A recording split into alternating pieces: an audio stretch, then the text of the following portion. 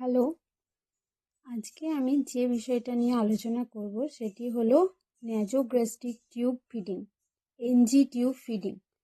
তো NG tube কীরকম সাইজের হয়? এটা হচ্ছে অ্যাডাল্ট ফিমেলের ক্ষেত্রে 14 to 16 ফ্রেঞ্চ, আর মেল অ্যাডাল্টের জন্য 16 to 18 ফ্রেঞ্চ। এই যে ফ্রেঞ্চ, এটা হচ্ছে 1 মিলিমিটার সমান 3 ফ্রেঞ্চ। তাহলে এটা সাইজ কী হয়, বিভিন্ন কালার কোডিং থাকে আমাদের মেডিকেল ডিপার্টমেন্টে। সব কিছুর সাইজের সাথে সাথে আলাদা আলাদা কালার থাকে। যেমন গ্রিন, এই গ্রিন কালারটার জন্য থাকে 6 ফ্রেঞ্চ, ব্লু কালারটার 8 ফ্রেঞ্চ, ব্ল্যাকটার 10 ফ্রেঞ্চ, হোয়াইটটা হচ্ছে 12 ফ্রেঞ্চ। এটা বাচ্চাদের ক্ষেত্রে ব্যবহার করা হয়। ডার্ক গ্রিনটা হচ্ছে 14 ফ্রেঞ্চ, এটা ফিমেলদের ক্ষেত্রে ব্যবহার করা হয়, অনেক ক্ষেত্রে মেলদের ক্ষেত্রেও ব্যবহার করা হয়। অরেঞ্জ কালারটা হচ্ছে 16 ফ্রেঞ্চ, রেড কালারটা হচ্ছে 18 ফ্রেঞ্চ, ইয়েলো কালারটা হচ্ছে 20 ফ্রেঞ্চ। তাহলে আমরা ন্যাজোগ্যাস্ট্রিক টিউব ফিডিংয়ের সময় সব সময় মাথায় রাখবো যে আমাদেরকে একটা পজিশান দিতে হবে পেশেন্টকে। সেই পজিশানটা কি, হাই ফাউলার্স পজিশান দিতে হবে। হাই ফাউলার্স পজিশানে পেশেন্টকে রেখে, মানে পেশেন্টকে উঁচু করে বসিয়ে, আমরা খাবার কীরকমভাবে খাই, বসে খাই, সেই রকমই পেশেন্টকেও যদি বেড এন্ডটা উঁচু করা যায় তাহলে করতে হবে, নাহলে পিলো দিয়ে সাপোর্ট দিয়ে পেশেন্টকে হাই ফাউলার্স পজিশনে বসিয়ে তারপর ফিডিংটা দিতে হবে। মেজার্স আমরা কীরকম নিই, যখন আমরা এই যে টিউবটা ইনসার্ট করি পেশেন্টের মধ্যে, তখন আমরা হচ্ছে একটা মেজারমেন্ট নিই কতটা আমাদের লেন্থ আছে। সেই মেজারমেন্টটা হচ্ছে measure the length of the tube from the bridge of the nose. আমাদের পেশেন্টের হচ্ছে যে নাকের ব্রিজ অফ দ্য নোজ থেকে ইয়ারলোব পর্যন্ত, ইয়ারলোব থেকে জিফয়েড প্রসেস পর্যন্ত আসতে হবে। ওই লেন্থটাই হচ্ছে ওর স্টমাক অবধি টিউবটা ঢোকানোর লেন্থ। কতটা ব্রিজ অফ দ্য নোজ থেকে ইয়ারলোব থেকে জিফয়েড প্রসেসের যে শেপটা হয়, এইভাবে ব্রিজ অফ দ্য নোজ থেকে লোব পর্যন্ত, তারপর জিফয়েড প্রসেস পর্যন্ত যে একটা লেন্থ হচ্ছে, এই লেন্থ অবধি পেশেন্টকে ইনসার্ট করা যাবে। তাহলে প্রসিডিওরটা কি? প্রসিডিওরটা হচ্ছে প্রথমে লুব্রিকেট করতে হবে টিপটা ওয়াটার সলিউবল লুব্রিক্যান্ট দিয়ে লুব্রিকেট করার পর টিউব ইনসার্ট করা হবে। নাক দিয়ে টিউব ইনসার্ট করতে হবে। ন্যাজোগ্যাস্ট্রিক যেহেতু, তাহলে নেজাল থেকে গ্যাস্ট্রিক অবধি ওই টিউবটা ঢোকানো থাকবে। Insert the tube when the tube reaches the back of the throat. নাক দিয়ে যখন আমরা টিউবটা ইনসার্ট করছি তখন ওটা মুখের মধ্যে থ্রোট অবধি আসবে। তারপরে আমরা তখনই আমরা পেশেন্টকে বলবো যে গেলো, এই যে পাইপটা যাচ্ছে এটা গেলো, সোয়ালো করতে বলবো, নাহলে পেশেন্টকে সিপ অফ ওয়াটার দিতে পারি, একটু ওয়াটার দেবো মুখের মধ্যে।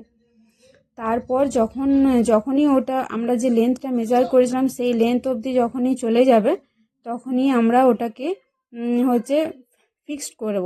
ফিক্সড করার পর ভালো করে লিউকোপ্লাস দিয়ে ওটাকে ফিক্স করব। ফিক্স করে মুখটা হচ্ছে যে সবসময় বন্ধ থাকবে, যে ন্যাজোগ্যাস্ট্রিক টিউবের যে মুখটা থাকবে সেটা সবসময় যেন বন্ধ করা থাকে। এরপর কনফার্মেটরি টেস্ট কি হচ্ছে? কনফার্মেটরি টেস্ট হচ্ছে আমরা এক্সরে করলে একটা দেখতে পাবো যে একটা টিউব আছে, একটা নল ঢোকানো আছে পেট অবধি, সেটা আমরা দেখতে পারবো এক্সরের মধ্যে। আর বা হচ্ছে উজ টেস্ট, যেটা হচ্ছে একটা 50 ml সিরিঞ্জের মধ্যে 30 ml শুধু ইয়ার নেব। ইয়ারটা নিয়ে আমরা হচ্ছে যে ন্যাজোগ্যাস্ট্রিক টিউবের যে মুখটা সেইখানটাতে ওই সিরিঞ্জটা দিয়ে ওই ইয়ারটা পুশ করবো। আর সেই সময় হচ্ছে স্টেথো কানের মধ্যে থাকবে, ইয়ারপিসটা, আর স্টেথোটা থাকবে পেশেন্টের পেটের ওপরে, যেখানে স্টমাকটা আছে সেইখানে। তাহলে আমরা একটা ঢপ করে একটা সাউন্ড শুনতে পাবো।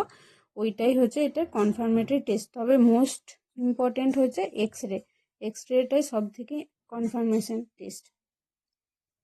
তারপর হচ্ছে আমরা যখন ফিডিং দেব, তখন ফিডিং দেওয়ার আগে আমরা একবার উইথড্র করব যে রেসিডুয়াল ভলিউমটা, মানে স্টমাকের মধ্যে কতটা অ্যামাউন্ট রেসিডিউ আছে পেশেন্টের।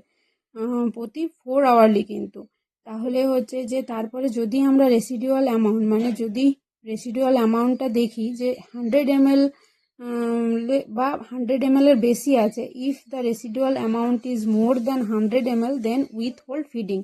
দেখছি যখন যদি সিরিঞ্জ দিয়ে টেনে দেখি নেজোগ্যাস্ট্রিক টিউব দিয়ে 100 ml বা 100 ml এর বেশি কন্টেন্ট চলে এলো পেট থেকে, তাহলে তখন বুঝতে হবে যে পেশেন্টের হজম হয়নি, আমাদেরকে উইথ হোল্ড করতে হবে ফিডিংটা। আর আমরা ওই যেটা বেরিয়ে আসবে 100 ml সেটা আমরা কি করব, আমরা আবার রিইনস্টিল করে দেব, reinstill the residual content to prevent excessive fluid electrolyte loss.